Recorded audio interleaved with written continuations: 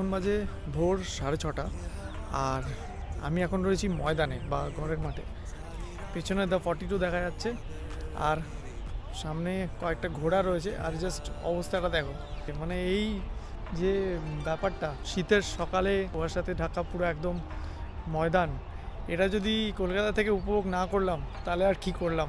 আজকে 6:11 সূর্যোদয়ের টাইম ছিল, সানরাইজের টাইম, মানে সূর্যোদয়ের ঠিক 15-20 মিনিট আগে সেই টাইমে আমি এখানে এলাম।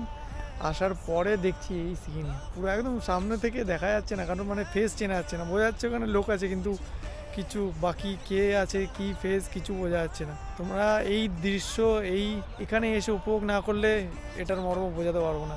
যারা ময়দানে এসছো এই গাছটা তো চিনেই থাকবে। এই গাছটার চারিদিকে দেখো পুরো কুয়াশাতে ঢেকে রয়েছে।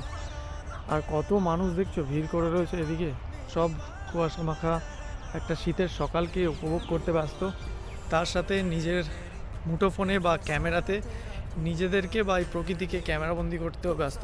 তো যারা তোমরা এখনও কুয়াশা মাখা একটা ময়দানের শীতের সকাল উপভোগ করোনি এখনও, চলে আসো, ঘুরে যাও। সানরাইজের টাইমটা দেখে আসবে। সানরাইজের যেটা টাইম তার থেকে 15-20 মিনিট আগে এলেই তোমরা এরকম সিনারি দেখতে পাবে একদম শীতের সকালে। আর এরকম আরও ভিডিওর জন্য চ্যানেলটাকে সাবস্ক্রাইব করে রেখো আর ভিডিওটা লাইক শেয়ার করে দিও বন্ধুদেরকে।